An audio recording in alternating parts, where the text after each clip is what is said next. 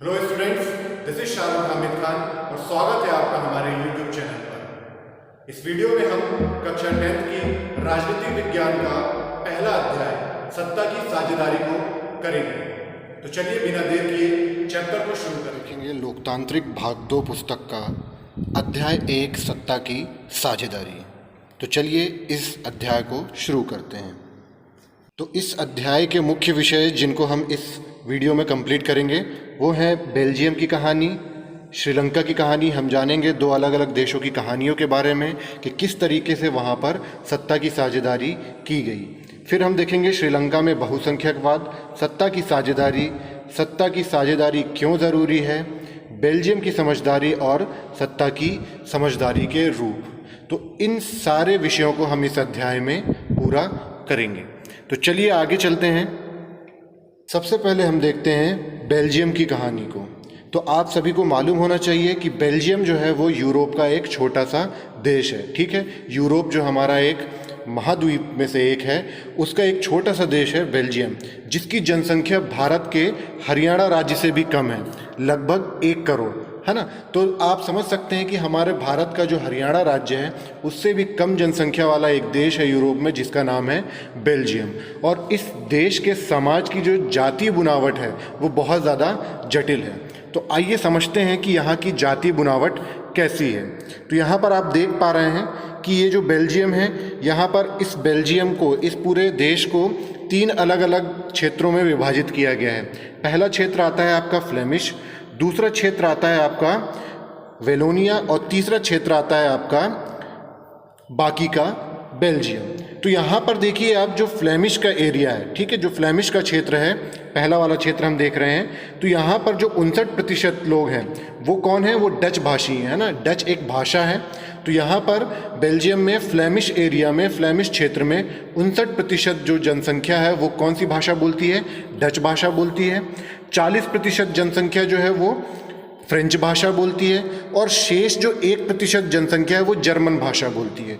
तो इस तरीके से जो बेल्जियम पूरा हमारा जो देश है वहाँ पर इस तरीके से जातीय बुनावट जो है वो बटा हुआ है।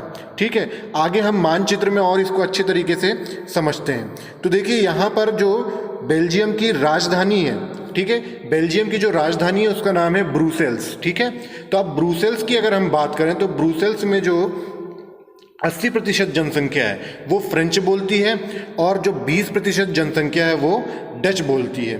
तो यहाँ पर आप देख पा रहे हैं कि अगर हम पूरे देश की बात कर रहे हैं बेल्जियम की, तो वहाँ पर 59% लोग डच बोल रहे थे, है ना, और कम प्रतिशत जो थे वो फ्रेंच बोल रहे थे। लेकिन अगर हम बात करें ब्रुसेल्स की, जो कि राजधानी है उस देश की, वहाँ पर ठीक इसका उल्टा हो रहा है। वहाँ पर 80% जो जनसंख्या है वो क्या बोलती है, फ्रेंच भाषी है, और 20% जनसंख्या जो है वो क्या है, डच भाषी है। ठीक है, तो इस तरीके का एक जटिल जातीय बुनावट जो है वो हमें बेल्जियम में देखने को मिलता है। आइए इसे मानचित्र से और अच्छे तरीके से समझते हैं हम।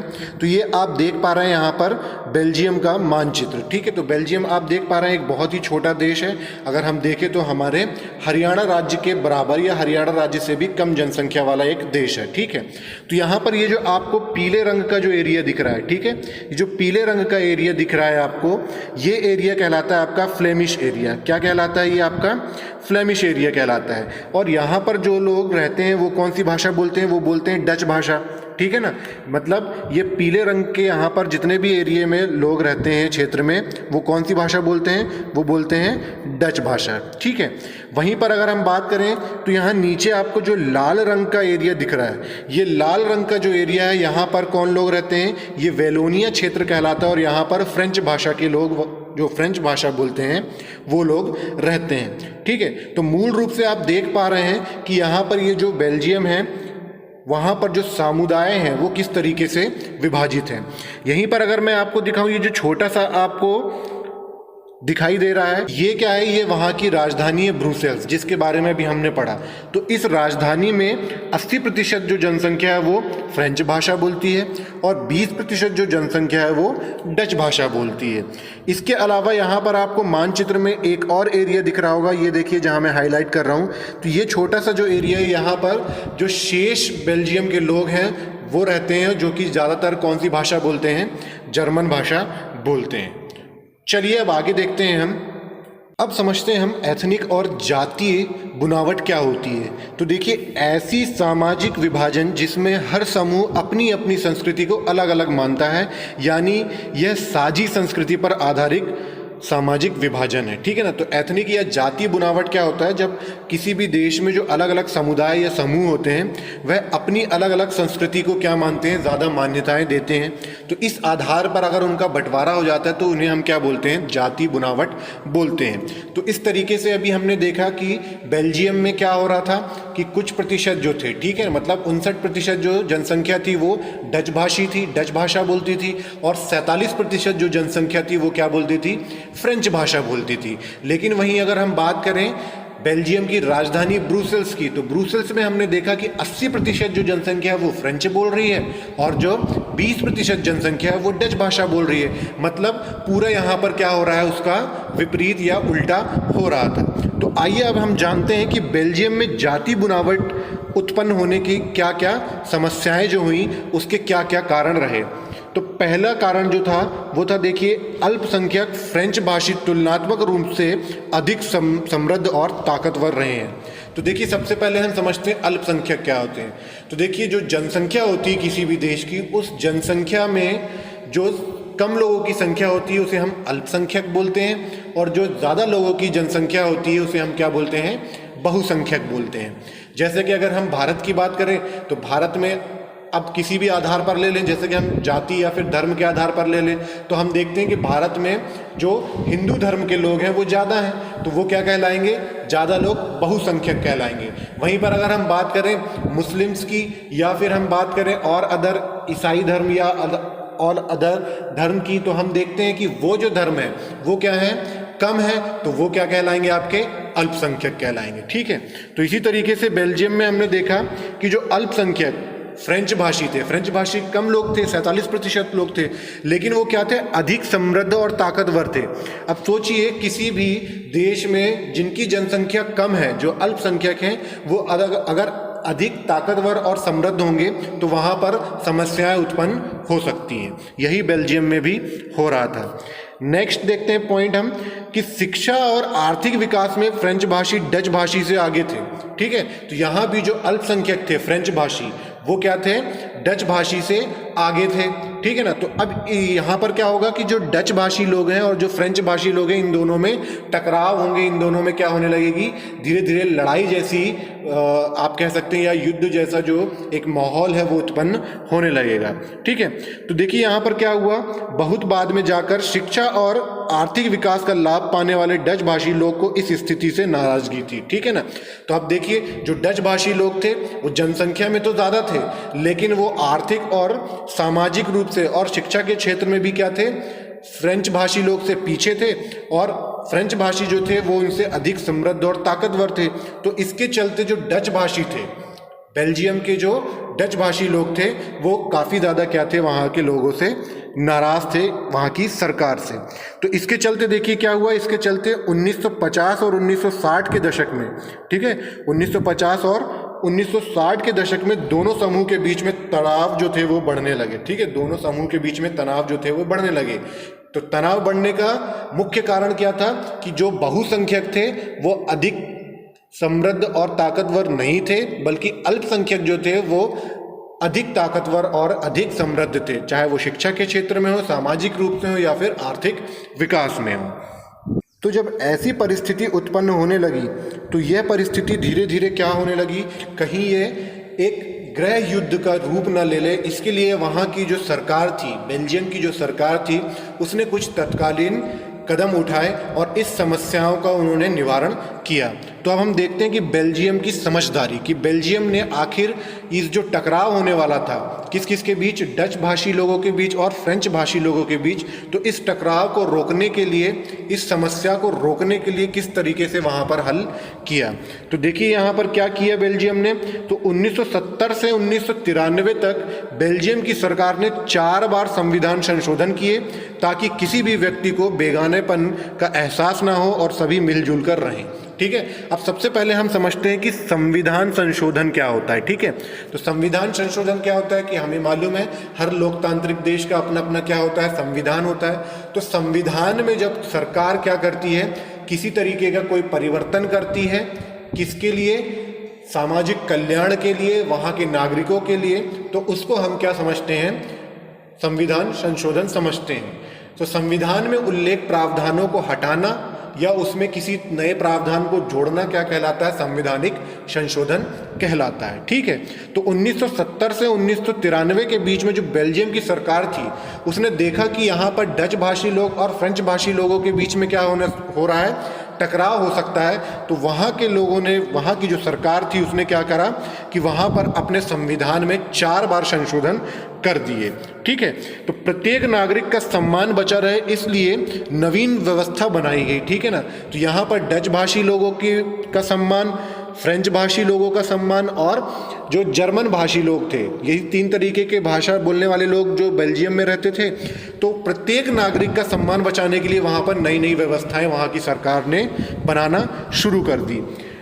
इन्हीं व्यवस्थाओं की मूल ढांचे को हम क्या बोलते हैं, बेल्जियम मॉडल बोलते हैं। इसको आपको बहुत ध्यान में रखना है, याद रखिए जिन पॉइंट्स को मैं टिक कर रहा हूँ और हाईलाइट कर रहा हूँ, है ना, तो उसको आपको बिल्कुल क्या करना है, अपनी कॉपी में नोट्स बनाकर चलना है। तो यहाँ पर इन्हीं व्यवस्थाओं को किस नाम से जाना जाता है, बेल्जियम मॉडल के नाम से भी जाना जाता है, ठीक है ना।